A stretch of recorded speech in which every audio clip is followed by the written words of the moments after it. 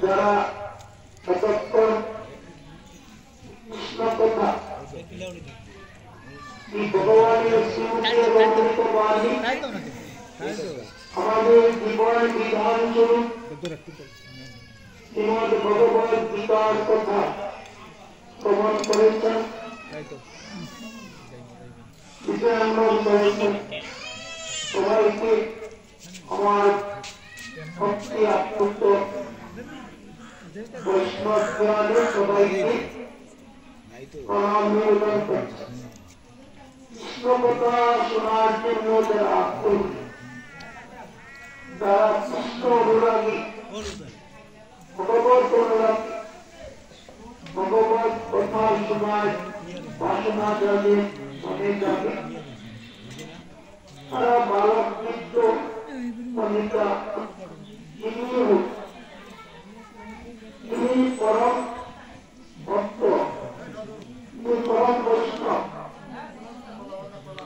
তাই এতক্ষণ আমরা শ্রীমদ ভগবত গীতার দ্বাদশ অধ্যায়ের ভক্তি থেকে অমৃত বাণী শ্রবণ করেছি। ভক্তি থেকে ভগবান আমাদেরকে অর্জুনের প্রশ্নের উত্তরে তিনটি ব্যাপারে শিক্ষা দিয়েছেন, জানিয়েছেন। প্রথমে অর্জুনকে প্রথম অধ্যায় থেকে আগের অধ্যায় পর্যন্ত নানাভাবে নানা জ্ঞান দান করেছেন, আত্মতত্ত্ব বলেছেন, কর্ম সম্বন্ধে বলেছেন, জ্ঞান বলেছেন, অভ্যাস বলেছেন, অনেক কিছু বলেছেন। একাদশ অধ্যায়ে তিনি যে বিশ্বব্যাপী ব্যাখ্যা আছেন সেটিও কিছু বলেছেন। অর্জুনের সেটি দর্শন দিয়েছেন, বিশ্বরূপ দেখিয়েছেন। এতক্ষণ এত সব শুনে অর্জুনের মনে একটি সংশয় জেগেছে যে কৃষ্ণ বললেন উপাসনা করলে গোবিন্দকে সহজে পাওয়া যাবে, তার কৃপা লাভ করা যাবে, তিনি সন্তুষ্ট হবেন। এই প্রশ্নটি দ্বাদশ অধ্যায়ের প্রথমে অর্জুন উবাচ, দ্বিতীয় আমরা বলেছি অর্জুন বললেন কোনভাবে উপাসনা করলে তুমি সহজে সন্তুষ্ট হবে। গীতাতে বক্তা হচ্ছেন স্বয়ং ভগবান শ্রীকৃষ্ণ, আর শ্রোতা হচ্ছেন অর্জুন ভক্ত চূড়ামণি। যিনি শ্রোতা থাকেন তার মনে যখন কোন প্রশ্ন জাগে তখন তিনি রক্ষা করে বক্তার কাছে জিজ্ঞেস করেন। এইভাবে গ্রন্থাদি রচিত হয়েছে, এসেছে আমাদের কাছে। গীতার বক্তা ভগবান আর শ্রোতা অর্জুন, ভক্ত, ওটা ভক্ত আর ভগবান। শ্রীমদ ভাগবতের বক্তা হচ্ছেন সুখদেব গোস্বামী, আর শ্রোতা হচ্ছেন পরীক্ষিত মহারাজ, তাও ভক্ত, সেখানেও ভক্ত ভগবান তুল্য সুখদেব গোস্বামী। তাই অর্জুন প্রশ্ন করছেন, ভগবান তার উত্তর দিয়েছেন। গোবিন্দ বললেন, কি অর্জুন,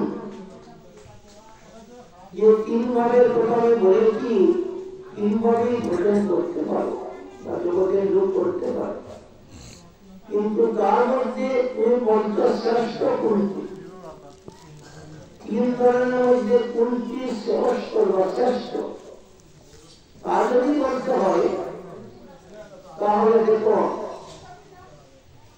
নিত্যযুক্ত উপাসক। ভগবান বললেন যে যারা আমাকে নিত্যযুক্ত হয়ে আমার সাকার উপাসনা করে, আমাকে সাক্ষাৎ দর্শন করে বিগ্রহ রূপে আমি তার সামনে থাকি বা তার অন্তরে বিরাজ করি, সে অন্তর্দৃষ্টিতে আমাকে দর্শন করে, আমার তিরঙ্গ ভঙ্গিমার রূপ দর্শন করে বা বিভিন্ন রূপে যে আমি আছি সেটি দর্শন করে তার মন প্রাণ আমার কাছে নিবেদন করি, আমার সেবা করান হয়, আমার সেবাতে সে সন্তুষ্ট হয়, আনন্দ পায়, এবং এইভাবে সেবা করলে আমিও আনন্দিত হই। তাই নিত্যযুক্ত হয়ে যারা আমার উপাসনা করে, অর্জুন তুমি নির্দ্বিধায় বলতে পারো, তারাই হচ্ছে শ্রেষ্ঠ ভক্ত। এই তিন প্রকারের মধ্যে শ্রেষ্ঠ ভক্ত তারাই, কারণ তারা শুধু একটু সময়ের জন্য নয়, কোন আকাঙ্ক্ষা নিয়ে নয়, কোন প্রাপ্তির জন্য নয়, তারা আমাকে আপন করে নেয়, তারা আমাকে তাদের সঙ্গী করে নেয়। সেই ভক্ত আমাকে তাদের বিয়ের মধ্যে গৃহকর্তা রূপে অবস্থান করায় এবং সবসময় আমার চিন্তা ভাবনায় মগ্ন থাকে, সবসময় আমার সেবা পরায়ণ থাকে, কোনো কিছু চায় না, শুধু চায় কিভাবে আমার সন্তুষ্টি বিধান হয়, আমি কিভাবে খুশি হই। এটি হচ্ছে নিত্য সেবা। প্রতিদিন প্রতি মুহূর্তে প্রতিক্ষণে আমার সেবা করে যাচ্ছে। সেবা তো নানা ধরনের। অর্জুন শুধু যে আমাকে পুষ্পাঞ্জলি দিয়ে তুলসী পত্র দিয়ে সেবা করলে সেবা সিদ্ধি নয়, সেটি একটি অঙ্গ, কিন্তু বহুবিধ সেবা আছে। আমার চিন্তা করলে আমার সেবা হয়, আমার নাম উচ্চারণ করলে, আমার নাম মনে মনে ভাবনা করলে উত্তম সেবা হয়, আমার কথা শ্রবণ করলে, এই যে আমরা শ্রবণ করছি সেটি কিন্তু আপনারা সবাই গোবিন্দ সেবা করছেন। আমার কথা কীর্তন করলে, আমার গুণগান যদি তুমি কীর্তন করো, অন্যকে জানাও, আমার নাম শোনাও, সেটি কীর্তন, তাহলে সেটি সেবা। তাই শ্রীমদ ভাগবতে নববিধা ভক্তি অঙ্গ বলেছেন, ৯ প্রকারের সেবা করা যায় ভক্তির দ্বারা। তাই অনেক রকমের সেবা আছে। তাই যিনি নিত্য সেবা করেন তিনি শক্তির মধ্যে কিছু দিতে থাকেন। তিনি আমাকে চিন্তা করেন, তিনি আমাকে জীবনের সঙ্গী করে নেন, তিনি তার প্রতিটি কর্মক্রমে আমাকে সংযুক্ত রাখেন। আমার নাম উচ্চারণ করে, আর কৃষ্ণ উচ্চারণ করে তিনি জগতের সমস্ত কার্যে মনোনিবেশ করেন। তিনি যেমন দুঃখের সময় আমাকে স্মরণ করেন তার দুঃখ নিবারণের জন্য, তেমনি আনন্দের সময়ও আমাকে স্মরণ করেন। আনন্দের পরম মুহূর্তেও তিনি আমাকেই স্মরণ করেন, কারণ তার মনের প্রাণে আমি বেঁচে থাকি, তিনি বেঁচে নেন আমাকে। তিনি নিত্যযুক্ত ভক্ত। এইভাবে যে ভক্ত আমার উপাসনা করে সেই শ্রেষ্ঠ ভক্ত। তবে আর যে দুটি উপায় বলেছি আমি, সেটিও বৃথা নয়। তারা তাদের ধ্যান দ্বারা, নিরাকার দ্বারা উপাসনা করেন, ধ্যান তপস্যার দ্বারা তারা আমাকেই পায়। যারা আমাকে আত্মার রূপে উপাসনা করেন যে সমস্ত যোগী, তারা আমাকেই পায়, কিন্তু সেটি বড় কঠিন, সহজে পায় না। কারণ সেখানে মন স্থির করতে হয়। তাই নিরাকার ভাবে মনকে স্থির করা বড় কঠিন, সময় লাগে। পান আমাকে, সময় লাগে। আত্মার রূপেও তিনি আমাকে পাবেন, কিন্তু সেটি সময় লাগে। কিন্তু জানো, ওই যে নিত্য সেবায় তিনি থাকেন, তার অন্তরে যেমন আমি বিরাজ করি, তার বাইরেও আমি বিরাজ করি, তার সামনে আমি বিরাজ করি, তার পিছনে আমি বিরাজ করি, তিনি সর্বত্র আমাকে দর্শন। তাই অতি সহজে তিনি আমাকে পেয়ে থাকেন, তাই সেটি শ্রেষ্ঠ। প্রথমে অর্জুনের এই কথাটির উত্তর এই দ্বাদশ অধ্যায় প্রথমে ভগবান বললেন, আমাদের উদ্দেশ্য বা উদ্দেশ্যে আমরা যেন নিত্যযুক্ত হতে পারি। নিত্যযুক্ত হলেই মন গোবিন্দ চরণে স্থির হয়, সেই ভাবনায় স্থির হয়। স্থির করা একটু কঠিন, যেটি পূর্বে বলেছেন, অর্জুনও প্রশ্ন করেছেন, চঞ্চলঙ্গি মন কৃষ্ণ প্রমাতি বলবৎ দৃঢ়। হে গোবিন্দ, তুমি যে বলছো আমার মনটি তোমার শ্রীপাদ পদ্মে স্থির করবে, অন্য কোনো চিন্তা আমি করবো না, সেটি তো বড় কঠিন। আমার মনকে তো আমি স্থির করতে পারছি না। তোমার ভাবনায় থাকলেও মন অন্যত্র চলে যায়, এই মনটি বড় চঞ্চল।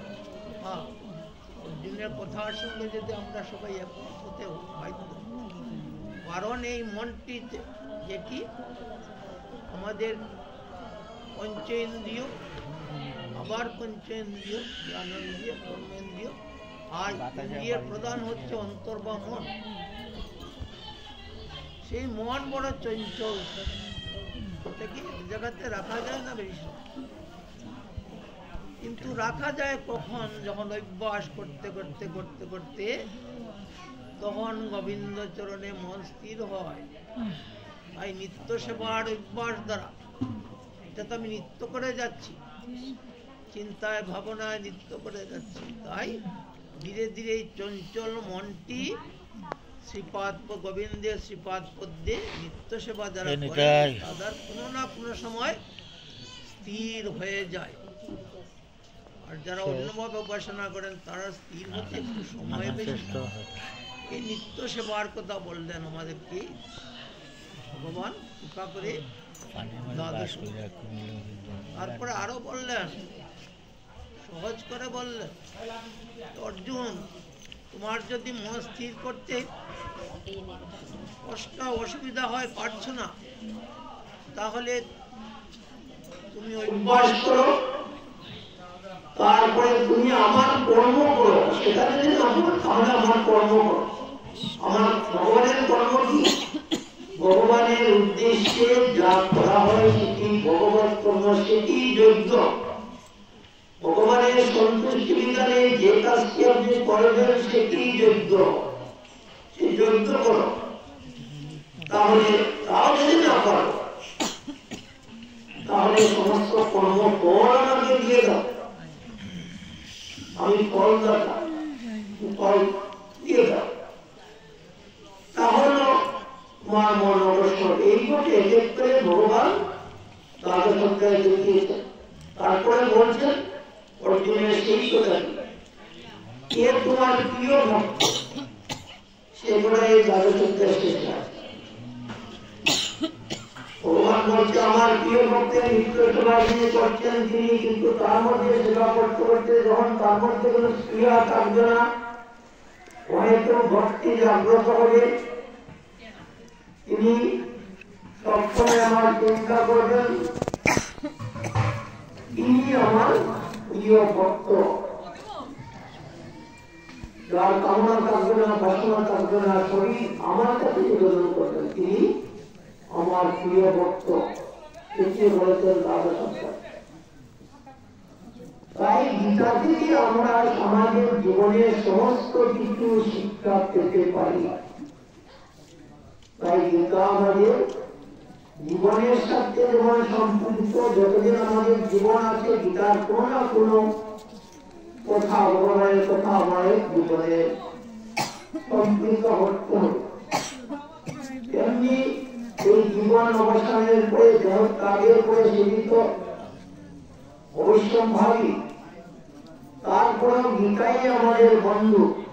জীবনের সাথে যেমন গীতার প্রতিটি কথা আমাদের বন্ধু শরীর, জীবনকে সুন্দর করার জন্য, শান্তিময় করার জন্য, তেমনি জীবনের পরেও গীতার প্রতিটি কথাই আমাদের কাজে লাগবে। তাই জীবনেরও বন্ধু সেটি মরণেরও বন্ধু। তাই বৈদিক শাস্ত্রে এক্ষেত্রে মৃত্যুর পরে যা কিছু করা হবে সেখানে উত্তরদেবী ক্রিয়া হোক, পারলৌকিক ক্রিয়া হোক, পুত্রের কর্তৃপতি করবেন তার পিতা মাতার জন্য, বা যে যা করবেন সেখানে গীতা অবশ্যই থাকবে।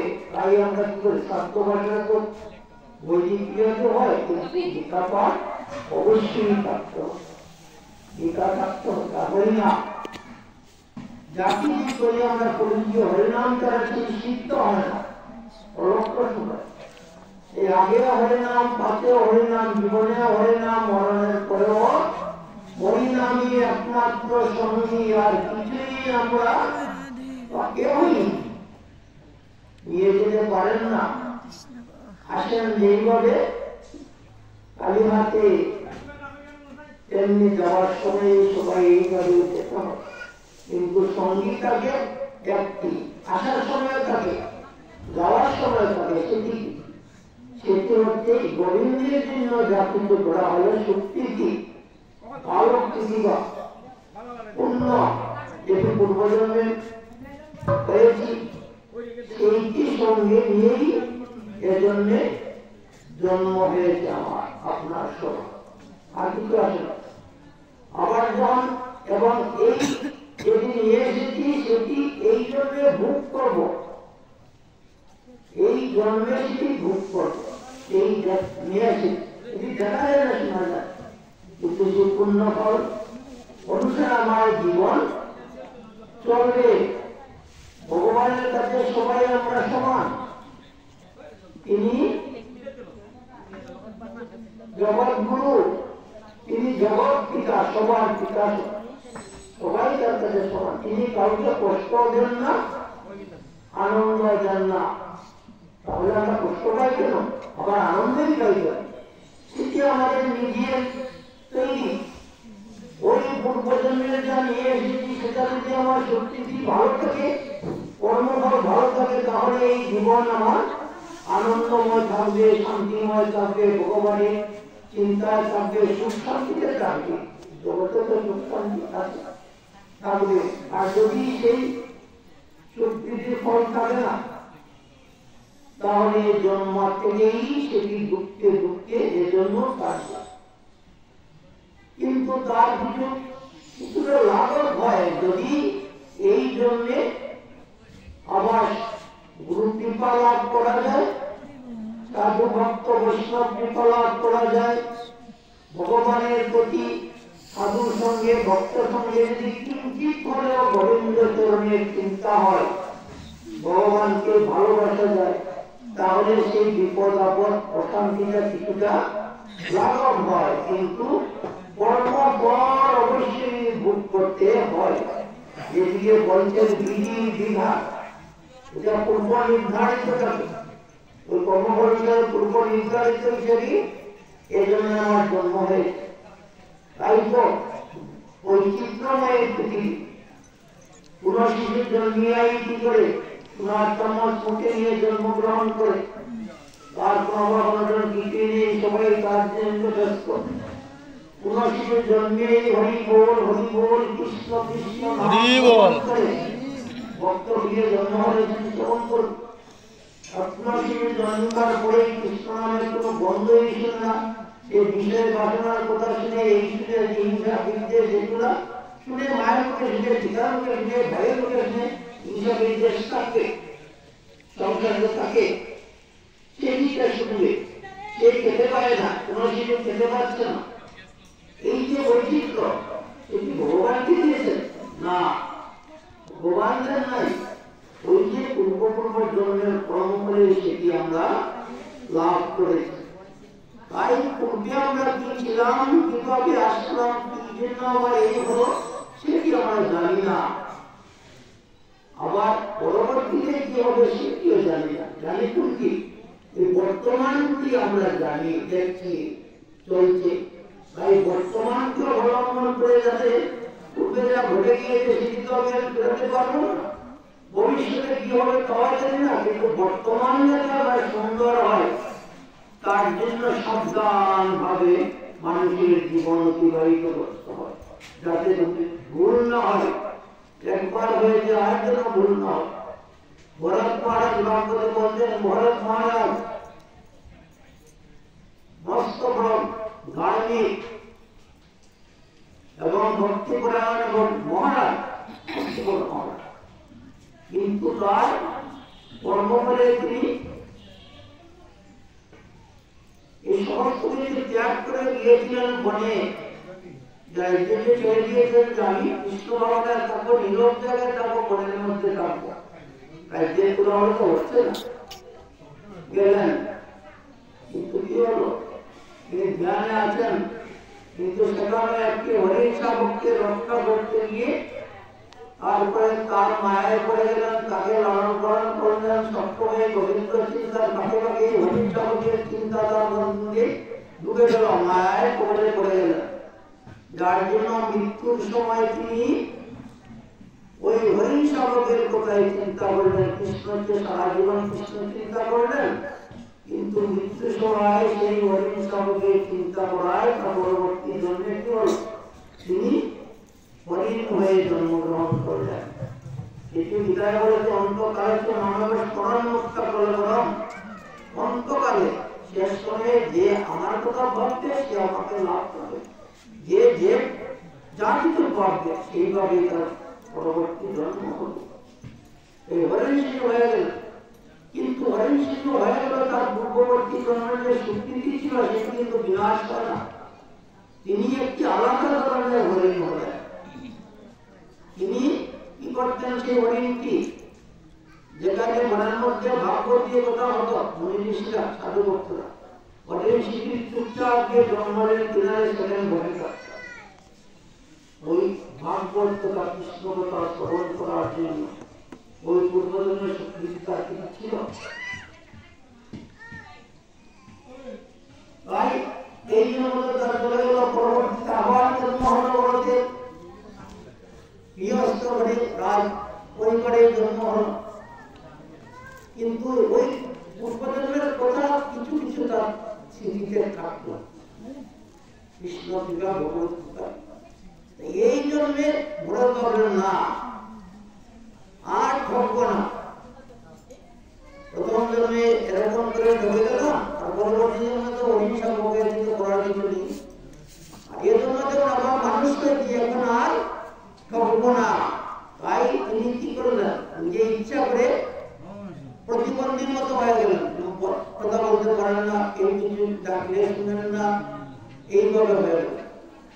আর সাবধান হয়ে গেলেন, কথা বললেই তো হয়তো খারাপ কথা বলে বলবো, কৃষ্ণ কথা বলবো না, তাহলে কোথায় বলবো না, এই যে জিজ্ঞেস করে যদি সে তো তার স্বার্থের কথা জিজ্ঞেস করবে, রাজনীতি জিজ্ঞেস করবে, সমাজনীতি জিজ্ঞেস করে, হিংসা করবে, তাই বলবো না, তুমি বোকা হয়ে গেল। তো ওই তিনি ইচ্ছা করতে পারবে, বোকা হয়ে গেলেন, প্রতিবন্ধীর মতো হয়ে গেলেন, সাবধান হয়ে গেলেন। তাই এইভাবে আমাদেরকে সাবধান থাকতে হবে বর্তমানটাকে। বর্তমান আমরা দেখছি, সেই বর্তমান যাতে সুন্দর হয়, তাকে সংসার যাত্রা নির্বাহ করব। গৃহস্থ ধর্মই সর্বশ্রেষ্ঠ ধর্ম, গৃহী হব, কিন্তু গৃহ তৈরি করবে একটি আশ্রম, যে গৃহে ভগবান স্বয়ং উপস্থিত থাকেন সেটি আশ্রম তুল্য। তাই ভগবান এই দ্বাদশ অধ্যায়ে বললেন, তুমি এইভাবে চিত্তকর্ম করে যাও, তোমার গৃহটিকে বা জগতের সবাই গৃহটিকে আশ্রমে পরিণত করো, তার সমস্ত ত্যাগ করার কোনো প্রয়োজন নেই, কিন্তু সব কিছুর মধ্যেই আমাকে রাখতে হবে, তাহলেই তার সব কিছু সিদ্ধ হবে। এই সমস্ত কথা বললেন। আমরা এগোচ্ছি না এইদিকে। এখন আজকে বিশেষ থাকেন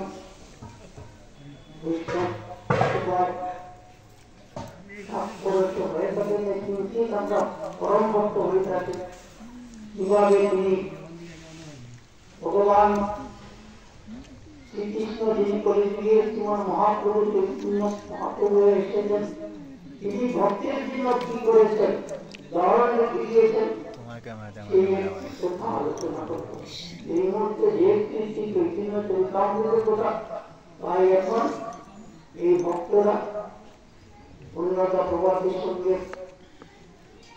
সদস্যরা এই চরিত্র চরিতামৃত চরিত্র চৈতন্য চরিতামৃত ভাগবত পাঠে একটি সঙ্গীত পরিবেশন করতেন।